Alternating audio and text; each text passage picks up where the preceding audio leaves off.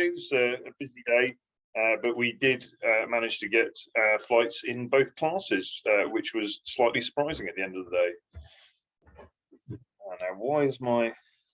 There we go. Okay, so over to the manager for some notices, and we have the real thing this today rather than just this substitute. So Gavin, over to you. Good morning, everybody. I'll be as quick as I can. First one is parking. Could everyone please try and avoid parking alongside the grass in front of control all the way along the fence to the end of the paddock where the public are allowed to sit. It's just getting in the way of the tugs, that's all. Could people also keep their speed down to 20? And this is aimed actually at the members. The visitors, I've not seen a single member speeding, so thank you very much, visitors, so far. But the members, please, I've seen quite a few going well over 20, so please slow down. Ladies' loos, there was a problem with the ladies' loos in the bunkhouse that's now being opened full time. But the reason it was locked was because some men have been using it. So please, gentlemen, could you not use the ladies' loos in either the clubhouse, which I don't think anyone is doing, or the bunkhouse, which some people have been doing. And also access to the clubhouse for people visiting. If you bring your access card that gets you in through the gate to the clubhouse, if you want to access the clubhouse when it's been locked up, if you come to the door nearest the grey bunkhouse building, there's a keypad on the right hand side. If you put your card up to the keypad, the door will unlock and let you in, so you can use the loos and showers after the clubhouse has been locked up. That will be activated later today, but it will be activated by the time you have got back to Lasham after your task. And that's it. Thanks very much. Okay, a couple of others notices. So the King Air that we were expecting this morning flew on 2XL time, which many of you are familiar with, and we're now expecting it somewhere around 7 o'clock this evening. Please leave plenty of space near the water bowsers. I think we've now resolved that down there, but if just avoid parking your gliders too close.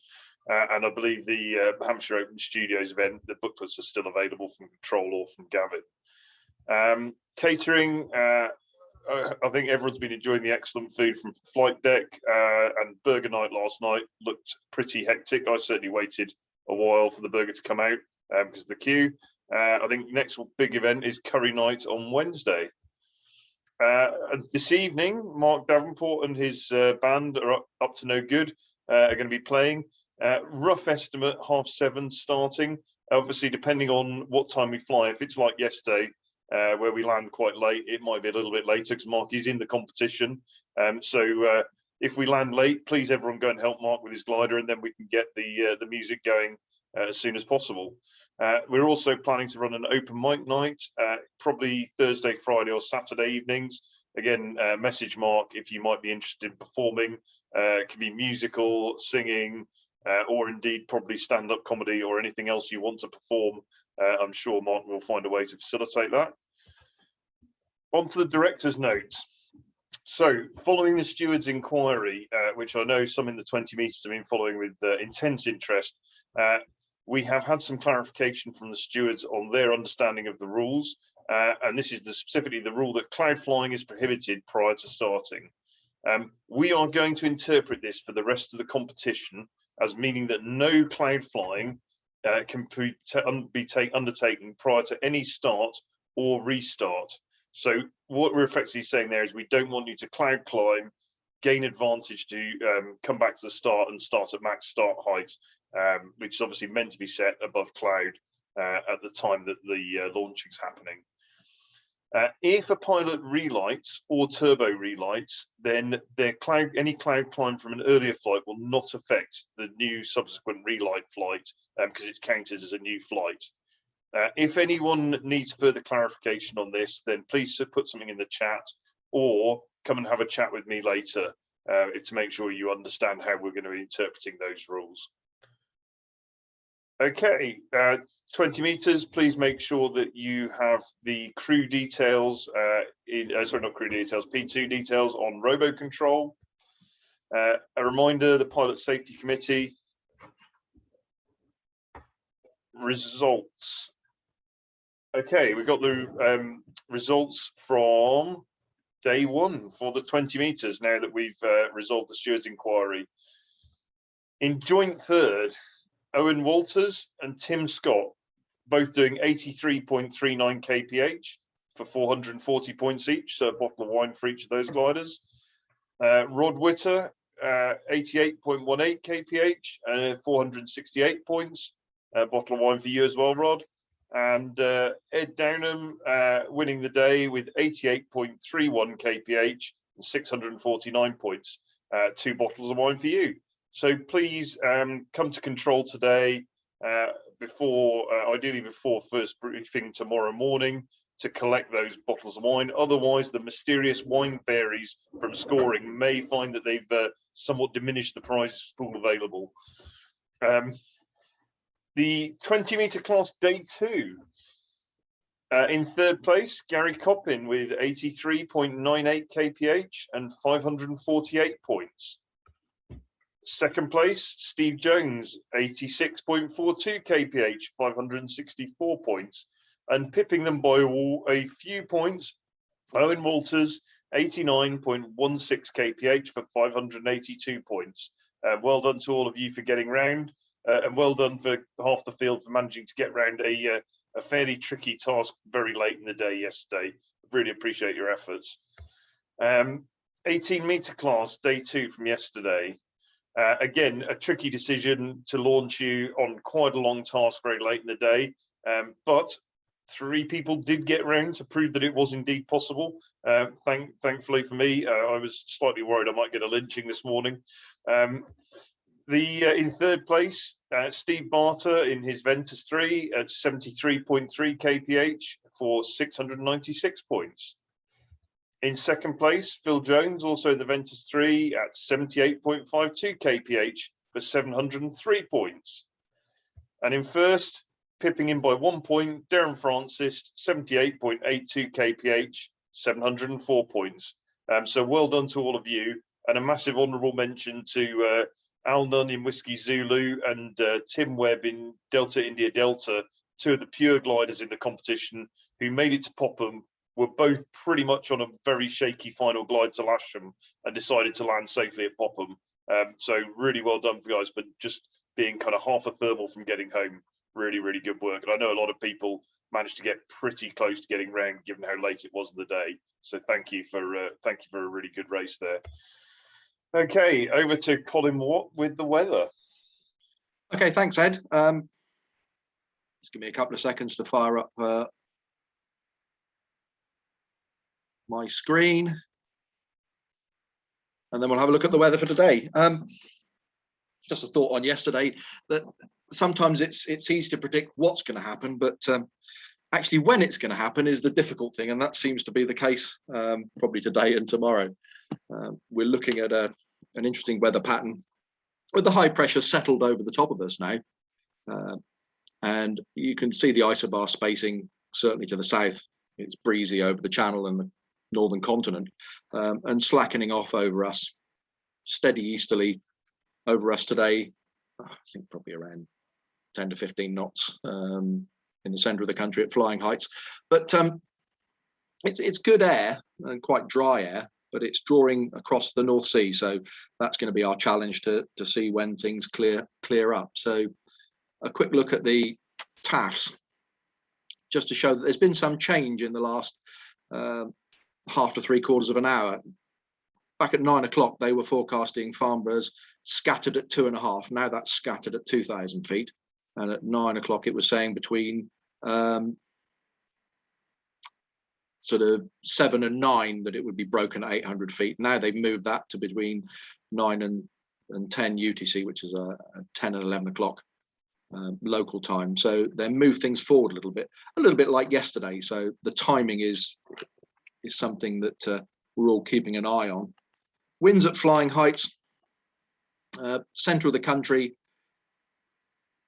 northeasterly 10 knots. And I think over us, we're sort of halfway between these two boxes. So down to the south in the channel, it's 25 knots at flying heights. So we're somewhere in between. I would think 15 knots will be fair today from the northeast. 060, 070 would be about right. Now the sat pic shows not quite as much cloud as yesterday, because it was pretty solid over most of us southeast of England yesterday, but it does show that this has built up a little bit, and might take a little while to thin out and give us some clearance a little bit like we had yesterday, but I'm expecting it to be quite a bit earlier than yesterday. And temperatures, once we actually get a clearance, should rise quite nicely, and I'm working on somewhere around 21 degrees today, maybe even 22 down on the south coast. So similar sort of picture to yesterday.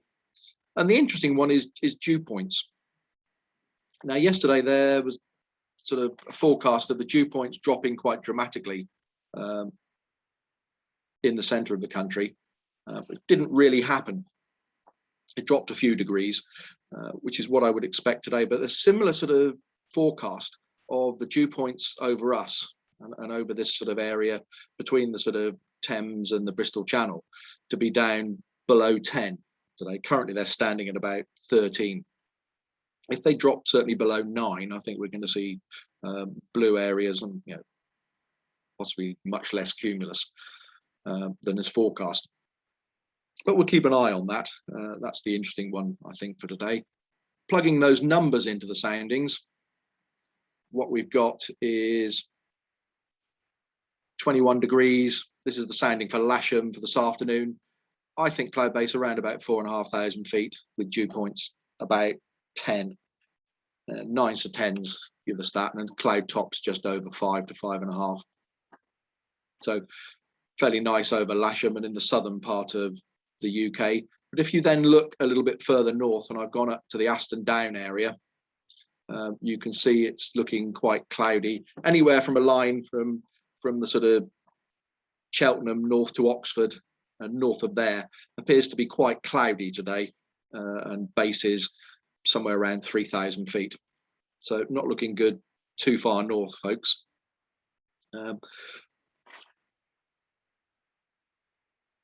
We'll look at the actual Larkhill because that's worth a quick look at. It's quite dry air above about 3,000 feet. So certainly shows when the heating gets up and the cumulus goes above sort of 3, it's going to thin out quite dramatically, I think.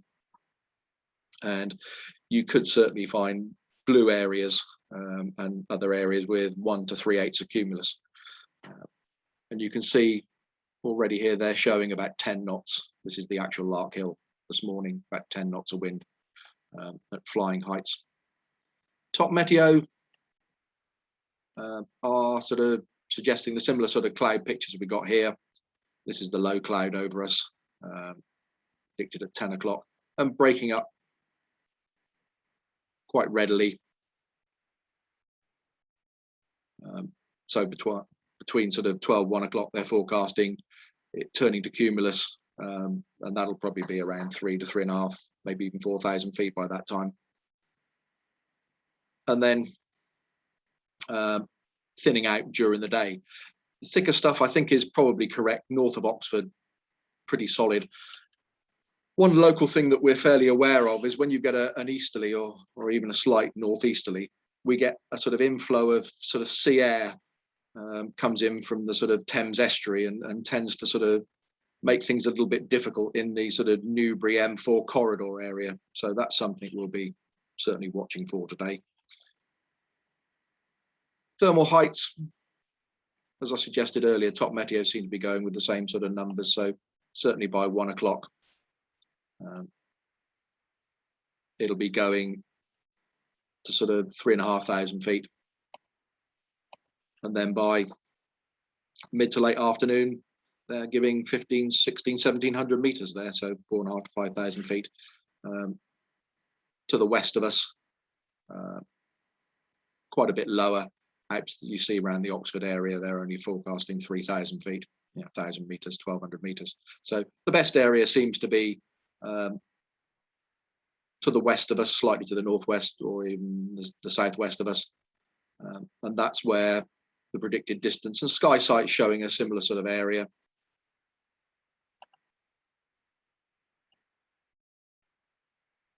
They're suggesting our play area is somewhere in there. And I think that's about right. And it's probably where we've set most of the tasks today. So let's hope for a good day, folks, and let's hope that this burns off fairly quickly and we get sort of 3 or 4 hours of good racing. Okay, Ed, back over to you. Thanks very much, Colin.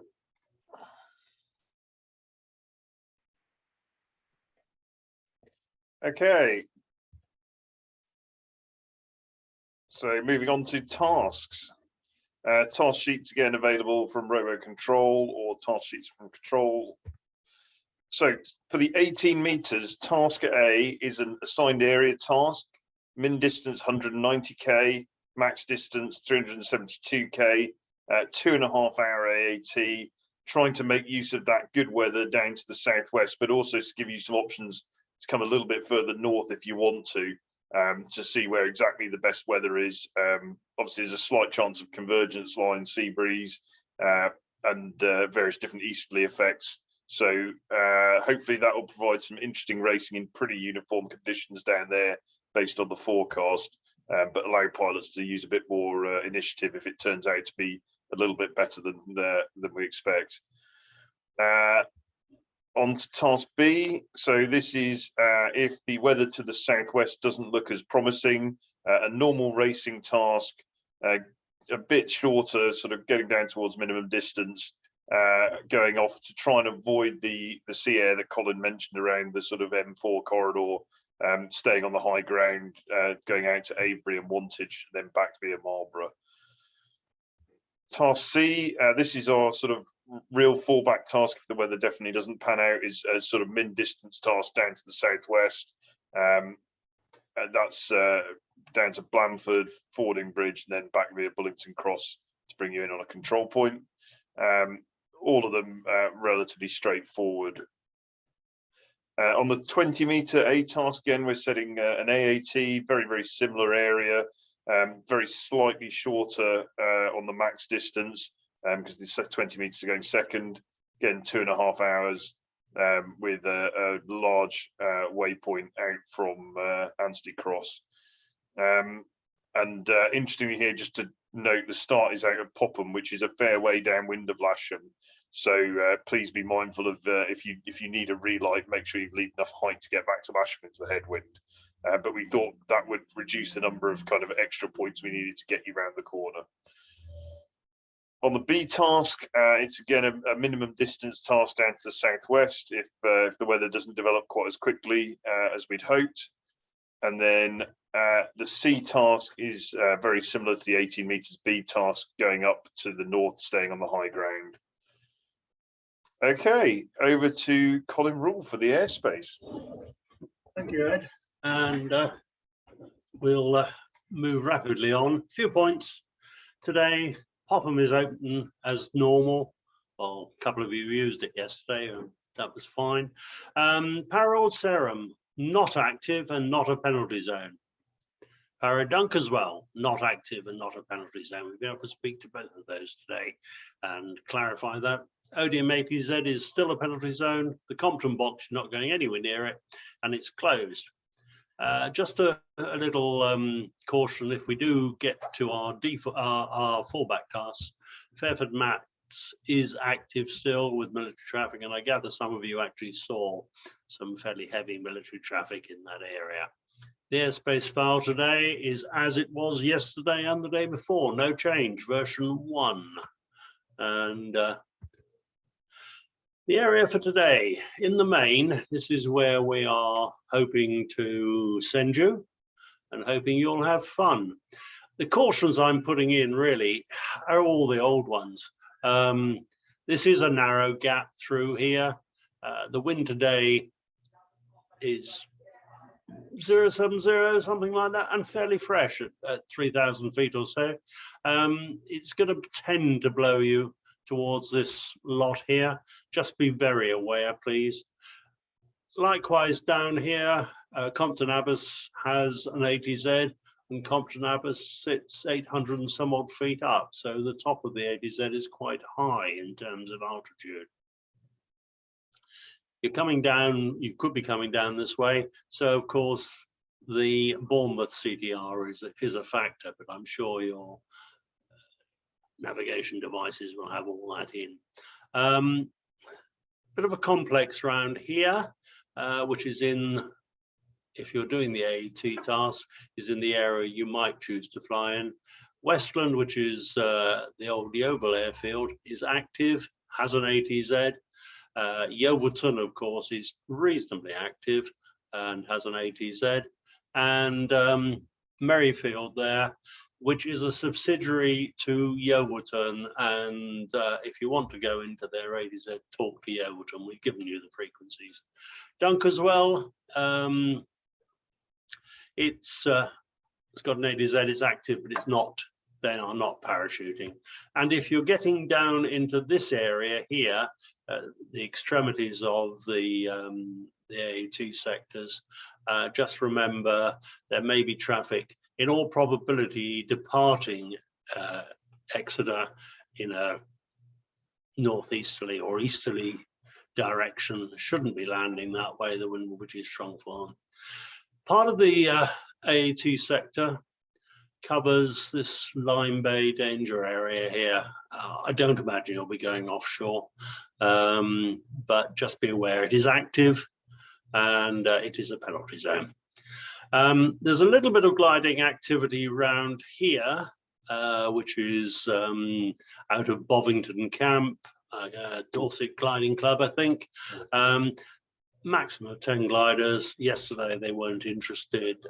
They couldn't be bothered. They said they didn't like the look of the weather. So maybe they're doing something today or not, but it's only a few gliders. We don't seem to be conflicting with on any of these tasks down here with Aston Down or Dunstable. So that shouldn't be a factor. So really nothing much more from me, just to say have a good day, fly safely, think airspace. Any questions, of course, via the chat function. Back to you, Ed. Thank you very much, Colin. Before I jump onto airfield layout finishing, just a note on all of the tasks. Because of the reasonably brisk easterly wind, we've raised the minimum finish height from 300 feet to 400 feet. So please look at your task sheets and make sure your nav equipment's got the right finish height in for the finish ring. It's just to make sure you've got enough energy to get back on the airfield safely with a bit of a margin. Okay, airfield layout for today. We've hopefully found your way to the grid on 09. Relights as before to the south of the grid on the grass.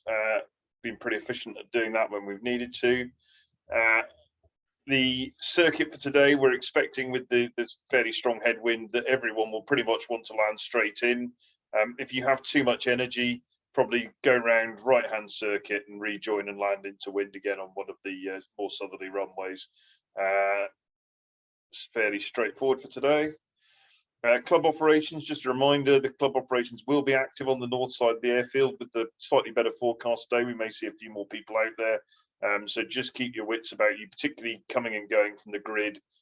Just watch out for tugs landing and launching and gliders on approach. Highly recommended you do not park your glider along the north side grass in the evening, again, because club operations are starting up reasonably early. That's about that for starting. Finishing, again, call 10K on 131030. Land long where you can. Everyone did a really good job of that yesterday. We only had one guy just with a little bit too, not quite enough energy to make it all the way down the runway. And then we'll, again, be visually monitoring finishes. Scoring, please submit your trace within an hour of landing. Again, I think everyone did that, so thank you very much for doing that. Any questions? Is there anything in the chat, Michael? Okay, no questions. Okay, first launch not before 11 o'clock. Looking out the window, there's patches of blue sky and some cumulus, so we will try not to hang around too long before we get the sniffer up and get you up as early as possible to give you guys a really good choice of start times for some proper racing today. So thank you very much. Last launch 1800 and next briefing tomorrow at 10 AM. Thank you.